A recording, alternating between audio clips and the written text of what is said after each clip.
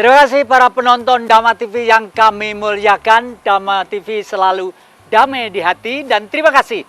Hari ini kita berjumpa kembali dalam ruang Kiprah Jati yang ditunggu-tunggu oleh para penonton, bahkan semakin luas, dan semakin luas. Nah, para penonton Dhamma TV yang kami muliakan, sekarang kita masih berada di lereng Gunung Arjuna di sebelah timur, tepatnya kita di Puri Agung Kusumaningrat Singhasari. Tepatnya kita berada di Desa Gunung Rejo. Desa Gunung Rejo ini dipimpin oleh beliaunya Bapak Kepala Desa Bapak Haji Rohmat, dan Kecamatan Singosari ini berada di daerah Kabupaten Malang, Jawa Timur. Para penonton Dhamma TV yang kami muliakan, di Gunung Rejo ini kegiatannya banyak sekali. Kerajinan, masaknya ibu-ibu di warung-warung juga nikmat-nikmat.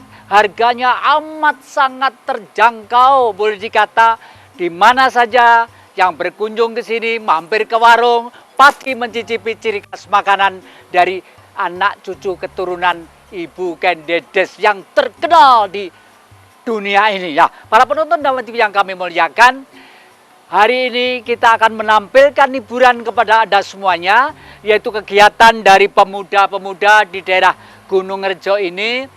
Yang ini ada satu hiburan klasik yang namanya kuda kepang atau kuda lumping atau jaranan kepang. Ini memang sangat klasik sekali dan sangat terkenal sekali. Para penonton Dhamma TV yang kami muliakan, jangan dipikir kesenian ini kesenian yang tidak ada pengaruhnya. Bahkan pada waktu pemberontakan melawan Jepang, melawan Belanda, yang berani maju di paling depan meskipun dengan bambu runcing, meskipun dengan pentung, adalah rakyat-rakyat yang seperti ini. Karena apa? Karena wis kadung dadi, gak peduli apa yang di depan saya gempur sampai ajur. Itulah semangat mereka. Oleh karena itu harus kita kembangkan terus sebagai satu kekuatan budaya nasional yang harus kita lestarikan. Nah, para penonton Dhamma TV yang kami muliakan, terima kasih dan selamat menikmati di depan Kiprah Jati ini.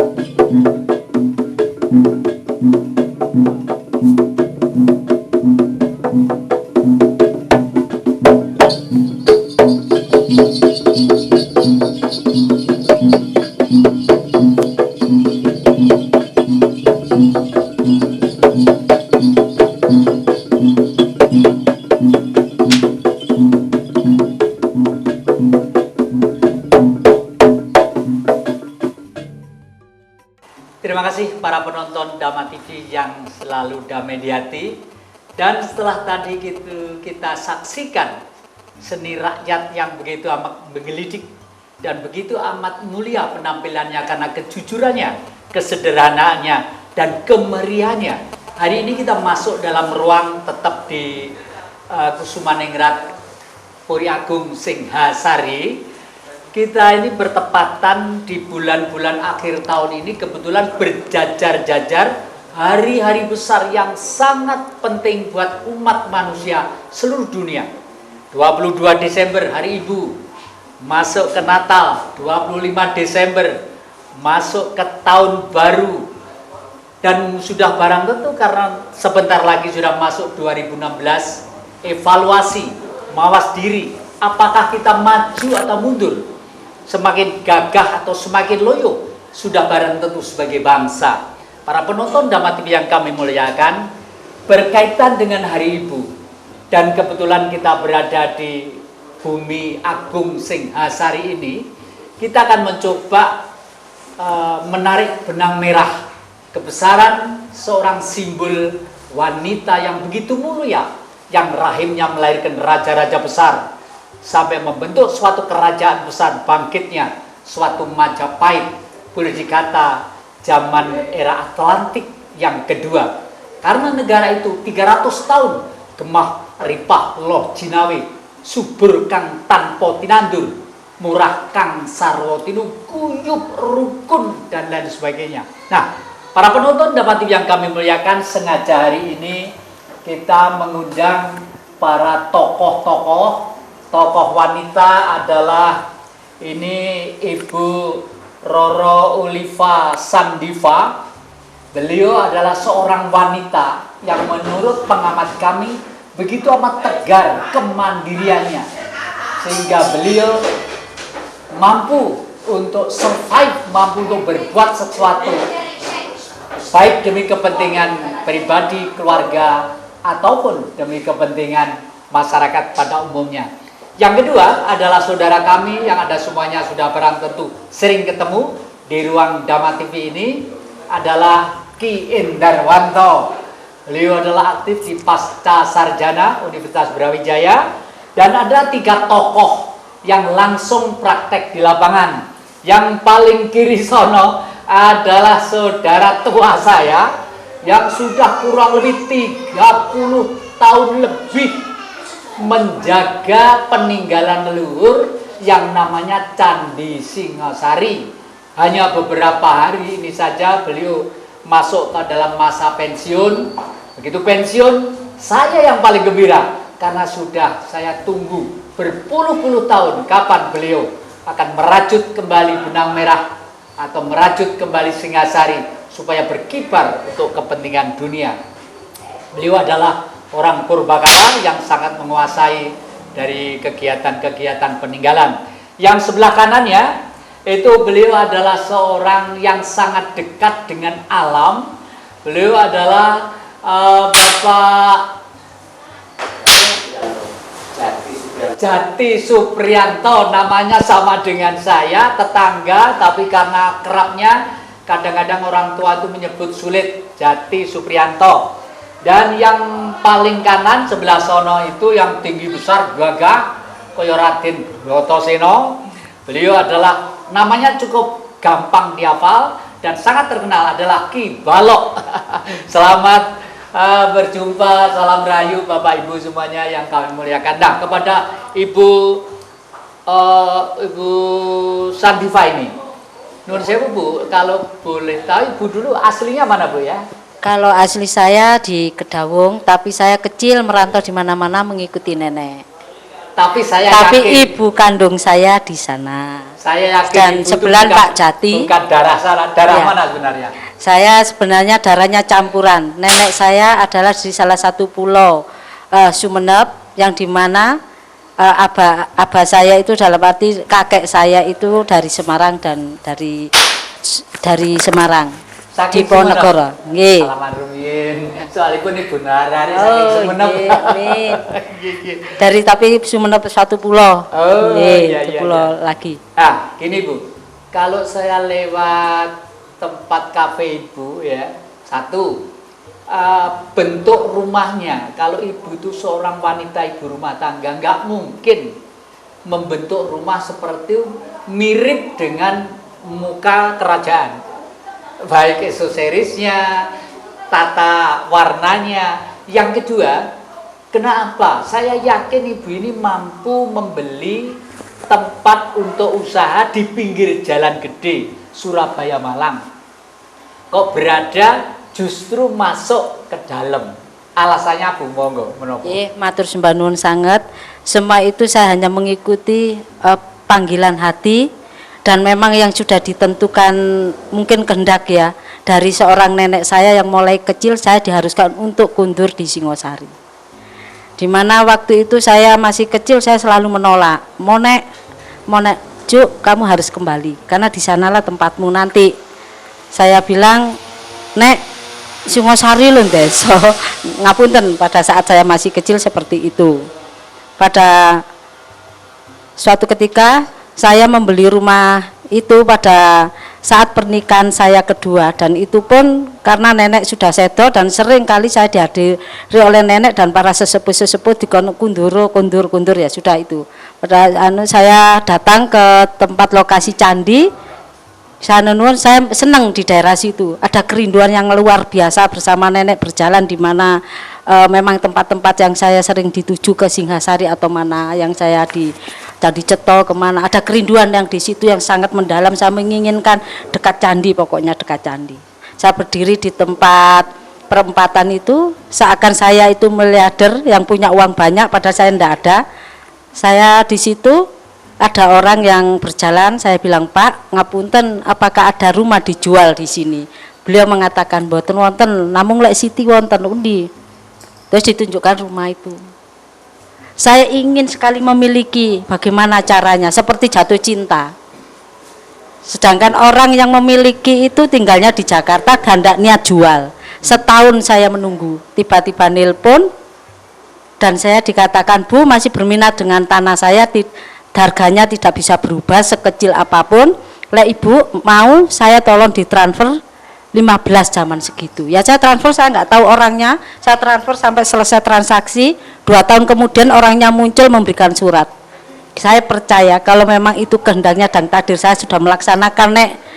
Dalam hati saya seperti itu. Saya beli tanah ini, saya ingin di sini.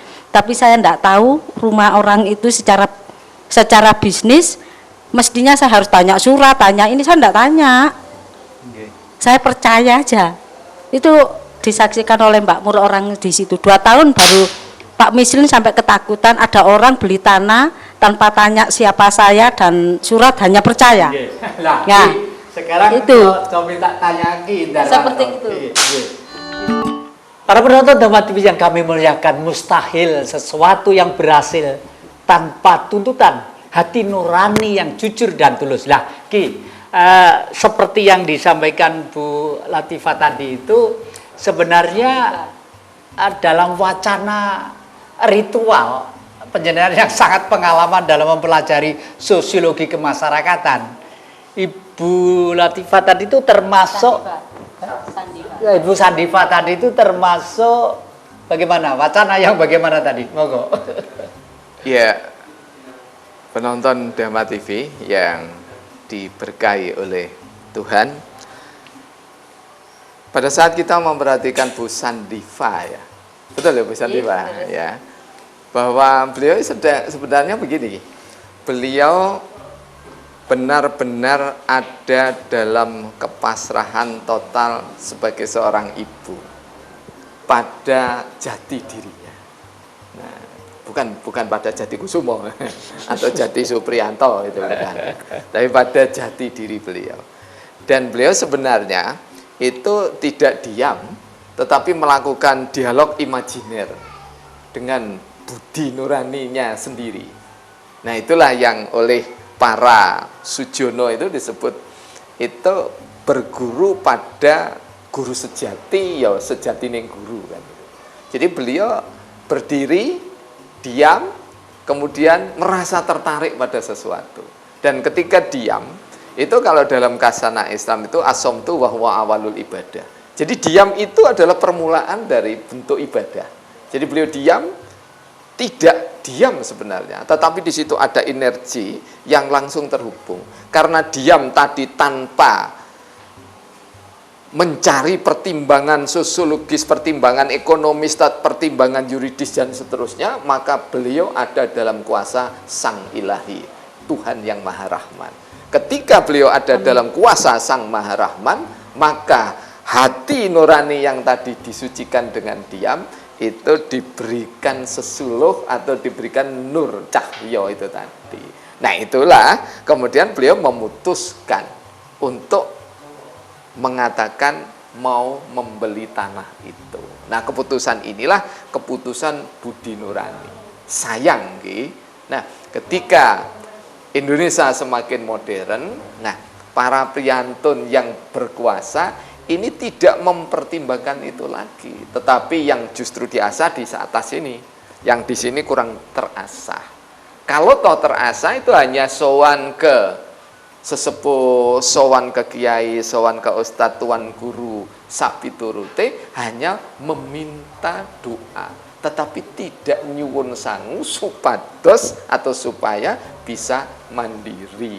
Nah, untuk mengenali jati dirinya, salah satunya melalui dialog imajiner atau bahasa kita itu semedi.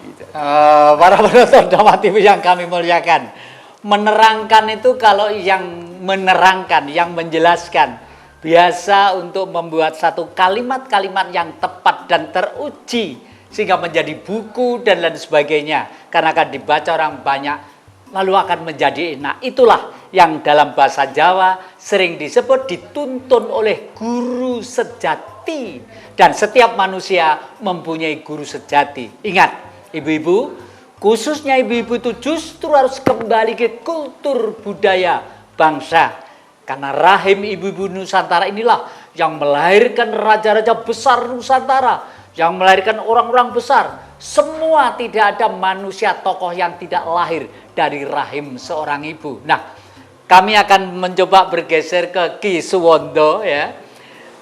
Anda kan tidak pernah membayangkan bagaimana tugas hanya duduk di kursi berpuluh-puluh tahun mung nunggoi watu. Lah, ini jarang yang kuat. Sebenarnya ini kalau tidak batinnya kenceng. Karena apa? Mau diobyekan apanya?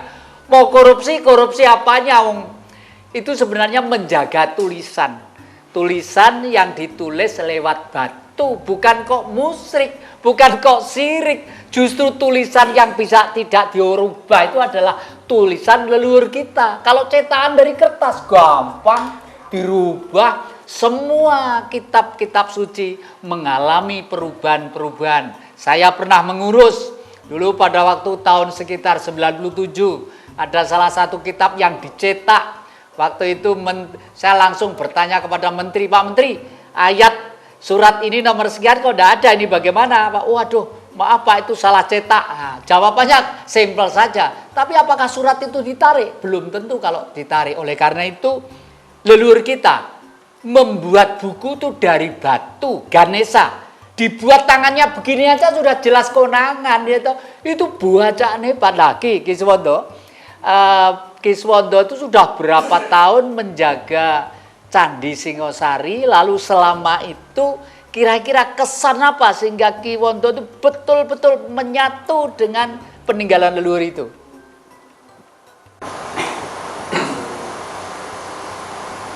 Monggo. Ini Mas jadi saya ditugaskan di situ tuh suatu kayak panggilan bahwa saya itu masih ada terah atau keturunan dari abdi dalam pada zaman-zaman dulu. Yang paling berkesan saya itu pada waktu tahun 95 ya, tahun 95 itu pada waktu malam itu ada sesosok perempuan, itulah yang mengaku Dewi Lencir Kuning atau bisa disebut Ibu Bajra Dewi. Itu adalah permaisuri dari Raja Kertanegara. Pada malam itu hujan, saya itu kebetulan tepat jaga malam.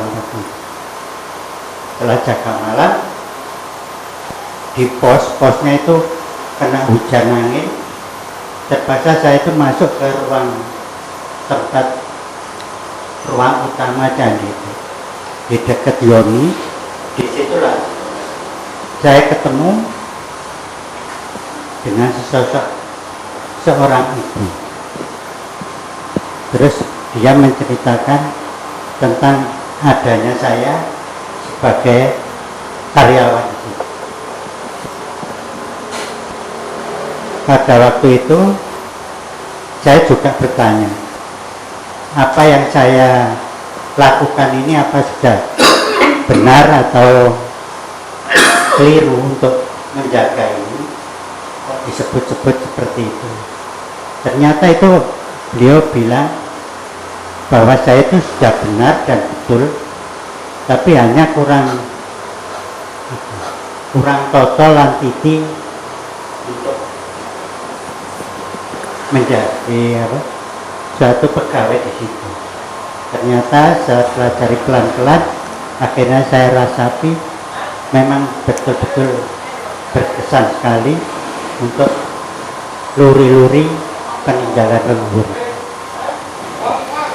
Ya, para penonton Dhamma TV yang kami muliakan, mungkin anak-anak yang muda-muda terheran-heran, kok masih percaya ya dengan dongeng-dongeng seperti itu. Ingat, syarat orang beriman harus percaya dengan adanya gaib. Jadi kalau manusia apapun perilaku ritualnya tidak pernah belajar untuk menyentuh gaib, jelas mereka akan dipunahkan.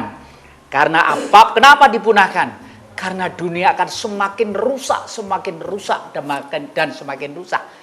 Ki Suwondo tadi itu sudah suatu gambaran bahwa beliau mengerti fungsi tugas hidupnya sebagai karma yang harus dilakukan. Buktinya sukses, sehat. Saya tidak pernah mendengar beliau sakit sampai mengeluarkan biaya yang besar. Kalau pilek, masuk angin, kerokan itu lumrah. Dan putra-putranya banyak masuk ke perguruan tinggi. Siapa yang menduga seperti itu? Dan yang paling menyenangkan adalah keluarganya tidak menyusahkan masyarakat, tidak menyusahkan negara, tidak menyusahkan kemanusiaan. Kita harus patut bersyukur. Mudah-mudahan beliau dikaruniai kekuatan, kesehatan, dan kemuliaan oleh Sang Maha Pemurah. Amin. Nah, sekarang saya akan bergeser ke paling kanan ya. Ini yang tinggi besar, ini agak kesana sedikit dari candi Ki Balok itu. Ki Balok itu selama ini saya lihat rajin sekali mendatangi peninggalan-peninggalan itu. Kayaknya kayak ada kesan-kesan khusus. Kesan apa, Ki?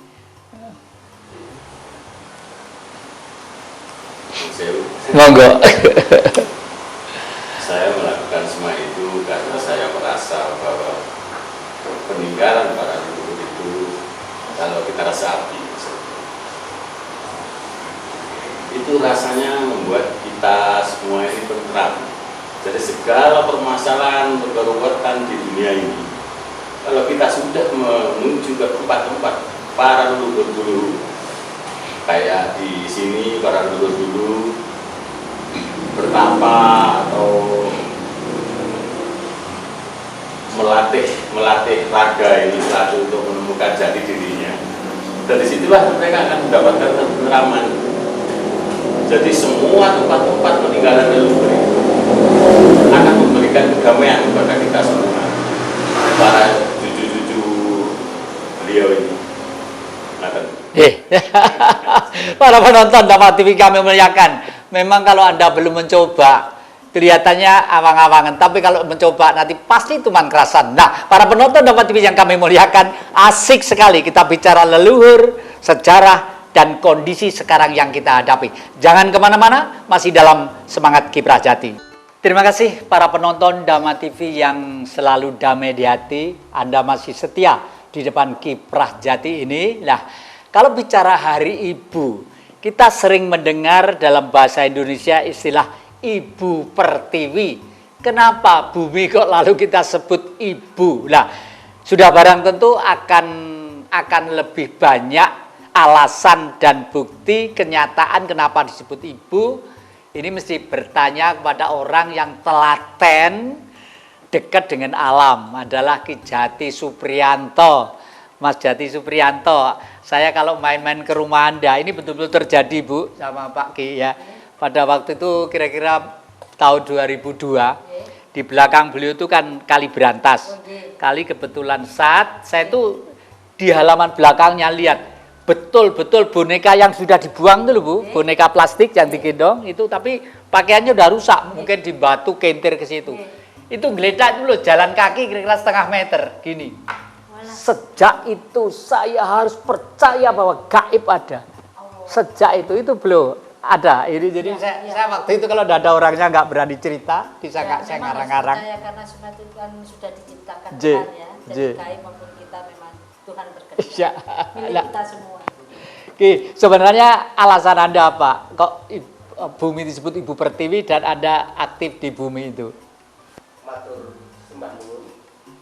Ingkang kula hormati Rama Jati Kusumo, Kyai Indar, Ibu Indarwanto kalian Ibu Sandifa lan para pamirsa ingkang wonten dalem.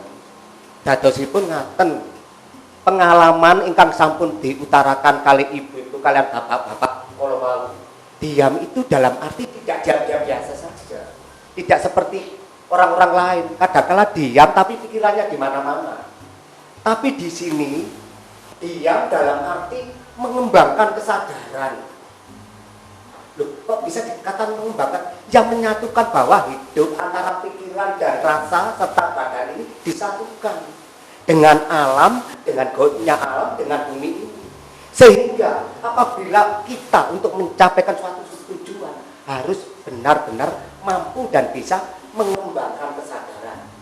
Jadi seperti tadi Ibu Pertiwi, Ibu tukang mangku, Ibu Pertiwi, Ibu Bumi, Bapak Angkoso ya bapak menika. Kedadane menungso nggih Ibu Pertiwi, Bapak Angkoso menika wonten energi-energi yang luar biasa yang harus kita sadari. Kesadaran harus kita benar-benar kita sadari sepenuhnya sehingga kita bisa sinkron satu arah garis merah sehingga kita akan tahu untuk mencapai tujuan seperti apa yang dikatakan Ibu tadi. Oh golek, apakah ada di sini rumah yang akan dijual? Mboten wonten, ingkang wonten sejengkal tanah. Ternyata memang itu suatu gaib yang menunjukkan itu harus memiliki tempat atau tempat tinggal atau rumah yang di wilayah Tlatah Singosari, Makaten, Romo. Para penonton sahabat TV yang kami muliakan, ternyata dengan dekat dengan leluhur itu hidup kita enak. Ingat, dekat dengan leluhur. Ya sudah, barang tentu harus tahu kita itu bangsa Nusantara, bangsa Indonesia. Leluhur kita ya leluhur Indonesia, leluhur Nusantara. Kalau kita dekat dengan leluhur Mongol, ya nggak mungkin bisi kita dekat dengan leluhur Euro-Cengkri atau Eropa, ya nggak mungkin bisi kita. Mereka mempunyai keturunan masing-masing. Hei manusia, engkau kuciptakan berlainan untuk saling kenal. Jadi memang kita diciptakan lain-lain untuk saling kenal, tidak saling bertengkar. Apalagi tukaran antara saudara sendiri, istilahnya haram, nggak boleh, nggak boleh ya. Ki Indarwanto. Ki Indarwanto itu kalau nggak salah minggu-minggu yang lalu kalau membuat puisi itu kan enak gitu. Berkaitan dengan Hari Ibu ini buat pada? Ini tadi sambil nonton Jalan Kepang, Ya, ya. kemudian Nggih. menemani saudara kita ini ketik-ketik tadi, kayaknya jadi itu jadi. Ada satu syair atau puisi yang terkait dengan ibu. Berarti dirahmati kan begitu ya. Iya. Kita coba aja gitu ya. Iya, dibaca. Kalau kita bicara Hari Ibu itu sebenarnya kan dimulainya kan di dunia gitu ya Ki ya. Artinya di Eropa, Amerika itu karena waktu usia belia, yaitu kalau dalam Islam akil balik gitu ya. Itu justru anak ini malah dibebani untuk merantau. Ini sebenarnya ajarannya para nabi. Para nabi-nabi itu pokoknya kurang lebih 15-16 tahun itu harus merantau. Meskipun putri. Meskipun putri. Nah, kemudian setahun sekali mereka pulang. Nah, salah satu pelopornya itu pulangnya itu tanggal 13 Mei gitu lagi. Oleh sebab itu 13 Mei diperingati sebagai Mother Day gitu loh. Hari Ibu Dunia. Merantau tuh dalam arti cari pengetahuan. Mencari ya? pengetahuan, mencari ilmu, jadi ada yang sekolah, kuliah, bekerja, ya, mencari pengalaman seperti para pini sesepuh tadi, yang Uduroso dan seterusnya, olah rasa. Nah, itu gitu. Untuk Nah, mengembangkan setahun pengetahuan sekali intinya pulang ya. dia, sebelum lulus dia pulang. Iya, iya. Sungkem pada ibunya. Nah, sungkem pertama itu tanggal 13 Mei. Nah, sedangkan kalau di kita itu 22 Desember nanti ya, Ki ya. Iya. Kenapa 22 Desember? Karena 22 Desember itu adalah hari kongres pertama wanita Indonesia. Yang Nah, memulai siapa itu, Ki? Nah iya siapa? Loh, yang mulai saya lupa gini. Jangan tanya yang mulai. Pokoknya kongres pertama wanita Indonesia gitu ya. Nah, itu barangkali di antara kita ada yang bisa ya. Nah, itulah yang dijadikan peringatan 22 Desember sebagai Hari Ibu. Nah, sebenarnya ibu itu kalau kita mencoba memberikan penghargaan dengan sebaik puisi. Puisi saya itu kalau jenengan perhatikan nih, itu selalu jumlahnya 7 baris saja. Tidak pernah lebih, tidak pernah kurang. Kenapa 7? Nah, itulah 7 keajaiban dunia, 7 kegaiban dan seterusnya itu. Nah, mudah-mudahan berkenan ya, kita coba kita bacakan syair yang diilhami dari warung sebelah tadi dengan segompoknya nasi Soekarno kalau kita bilang. Itulah rahmat datangnya tidak terduga dan dimanapun bisa terjadi. Saya beri judul Ibu, perempuan yang melahirkan hamba. Ada hamba yang ditahta, ada hamba yang menengah adanya, banyak awam di antaranya. Ada yang kurang beruntung nasibnya, putra putri hamba dari seluruh sang ibunda tercinta. Kepada ibu niscaya hormat seluruh anak manusia. Nah, jadi 7 itu ya. Oh, dihitung nih ternyata. Ya, jadi Amin. Syair yang kenapa harus ibu gitu ya, Ki? Karena betapa mulia seseorang itu pasti dari rahim sang ibu. Oleh sebab itu, kalau kita mengenal dengan Ibu Pertiwi, ya, itu adalah penghormatan. Jadi sama Ki, ketika Nabi Muhammad diyakini, ya, itu peringatannya Maulid begitu ya, lahirnya Nabi Muhammad, diyakini itu kepemimpinannya bagus ya, oleh lawan maupun kawan. Di sana juga ibu kota itu juga disebut Ummi. Jadi kota Makkah itu adalah Ummi. Ya, Ummi dari Ummiyin. Ummiyin itu adalah kaum yang perlu pembelajaran. Kalau bahasa kasarnya memang kaum yang bodoh. Kemudian pindah ibu kotanya menjadi Madinatul Rasul. Nah, itu juga tetap disebut ibu atau ummi. Nah, ibu, ada ibu kota, ibu pertiwi, ibu yang paling berjasa itu adalah ibu kita masing-masing yang melahirkan kita. Karena itu saya tulis di situ, seluruh anak manusia niscaya hormat kepadanya.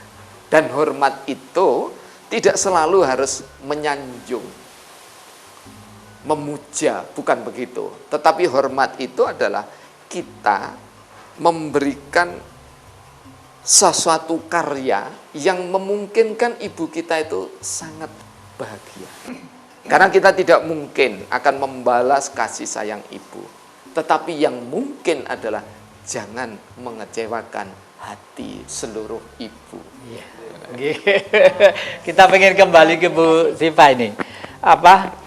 Kalau kita terjun ke desa-desa yang sederhana, Bu, atau masyarakat umum, yang kehidupannya di grassroots atau menengah ke bawah lah, ibu-ibu itu umumnya itu sangat bijak sekali. Kalau orang yang punya pegawai, punya gaji, jelas Setiap bulan penghasilannya sekian, nabung sekian, beras sekian, garam sekian, anak-anak sekian. Loh, bagi ibu-ibu yang tuan rumah tangganya itu mencarinya itu masih keluar aja belum tentu tahu. Iki golek duit teko ndi, jumlahe piro. Tapi nyatanya rumah tangga itu karena kebijaksanaan ibu itu masih betul-betul masih tegar.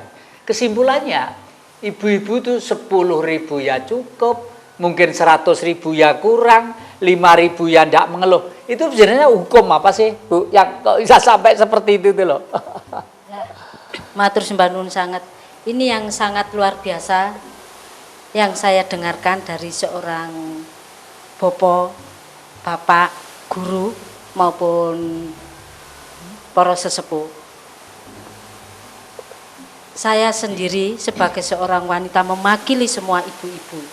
Itulah ketekatan, kebesaran hati seorang ibu dan kerelaan dan sebuah ketulusan yang murni. Dari situ timbul kepercayaan diri yang sangat kuat untuk menjaga keutuhan keluarga, kehormatan suami, kehormatan lingkungan, dan untuk mendidik anak-anak dengan segala upaya. Meskipun besok apa yang saya makan itu tidak teori, kami mengalami, orang tua kami mengalami, orang tua kandung kami.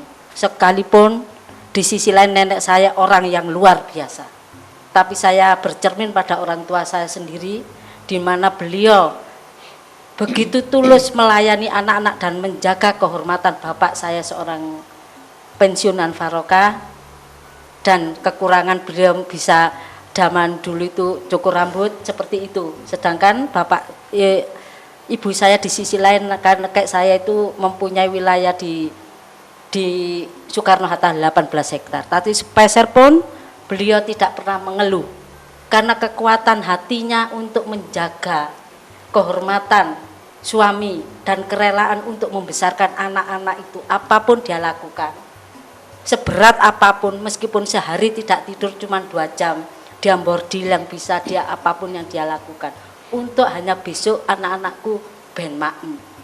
Sekalipun itu besok harus hanya singkong atau apapun, beliau itu dengan bagus mempersiapkan. Para penonton Dhamma TV yang kami muliakan, rasanya semakin lama semakin, bahasa Jawanya, merinding kalau kita bicara seorang ibu. Bagaimana tidak? Coba seorang ibu mungkin jalan dari dapur ke rumah, kamar mandi, tempat cuci. Mungkin kalau kenceng gitu ya, kira-kira sudah setiap hari, kalau alun-alun Malang sampai Lawang saja nyampe. Coba bayangkan, meskipun rumah itu rata-ratanya 10 meter lah katakanlah, dari tempat cuci, dari gini tuh tidak pernah berpikir macam-macam. Belum kalau suatu saat rahimnya mulai benih-benih mulai tumbuh, ibu mesti hati-hati cara ngendikannya, cara makannya, karena seorang ibu selalu mempunyai kekudangan. Makanya digambarkan sebagaimana Tuhan Yesus yang memangku, yang dimongnya, yang didampingi spirit yang begitu mulia oleh Ibu Maria, wanita suci yang melahirkan putra Allah, istilah sahabat-sahabat kita dari Nasrani. Dan semua agama itu sama, cuma bahasanya saja yang lain. Tetapi kita sudah masuk ke era dan abad 21. Apapun tidak ada kitab suci yang rampung. Kitab suci Veda atau Tripitaka, pasti ada kitab yang ditunggu-tunggunya. Orang Hindu menunggu datangnya Sang Kalki, orang Nasrani menunggu datangnya Mesias, orang Islam menunggu datangnya Imam Mahdi, orang ini menunggu datangnya Kalki, orang Jawa menunggu datangnya Satrio Piningit. Lah, sekarang eranya era 21, sudah barang tentu ibu-ibu semakin padat PR-nya untuk terus-menerus melahirkan, dan ada pelajaran yang patut tidak akan terhapus, yaitu adalah seorang induk atau babon. Maaf, saya bukan ngambil istilah manusia ya. Ada istilah induk atau babon. Coba bayangkan, kalau induk ayam, dia mulai bertelur, dia sudah telur itu netas, dia tidak akan makan Dia kenapa tidak makan? Supaya badannya panas. Kenapa? Karena untuk mengerami butuh suhu yang panas. Dengan suhu yang panas tuh lama-kelamaan bayi kecil yang ada di benihnya telur itu lama-kelamaan berkembang sampai menetas. Itu pun ibu belum makan. Dia dituntunnya keluar dari sarangnya untuk nuduli kruk kruk kruk kruk nuduli, dan pada waktu dapat cacing atau makanan dia tidak makan. Lebih baik anak-anak yang makan. Coba bayangkan. Itu binatang, apalagi manusia. Oleh karena itu ibu-ibu, karena sekarang zaman sudah modern, cuma dari Kiprah Jati ini pesan, awas, jangan begitu loyal memberi anak-anak kita bumbu masak yang berlebih-lebihan. Bahaya, sekali lagi bahaya. Di negaranya, di Jepang sana, di kota-kota besar itu ada tulisan besar, awas menggunakan bumbu masak, justru diawasi oleh pemerintah. Awas, di sini kalau sampai membuat bumbu masak berlebihan, itu nanti akan memacu peredaran darah. Akhirnya peredaran darah begitu kuat, begitu tajam, otak ini lalu menjadi keras. Oleh karena itu anak-anak kecil-kecil sekarang itu banyak yang duablek, dituturi angel, jual enak terus sewenang segala macam. Wow, itu karena mungkin ibu-ibu yang kurang begitu sabar. Cobalah kita itu di surga. Ya, terima kasih. Intinya bahwa PR kita semuanya, memang kita sudah terlalu lama nyimpang dari kultur budaya bangsa. Dan kelihatannya kita memang harus menengok kembali sistem pendidikan kita. Sistem pendidikan kita. Apa gunanya berserakan pendidikan di tiap gang, baik mulai 0 kecil, 0 besar, sampai S3 dan lain sebagainya. Kalau karakter bangsa ini semakin merosot, dan semakin merosot. Jangan kemana-mana, para penonton Dhamma TV masih di depan Kiprah Jati.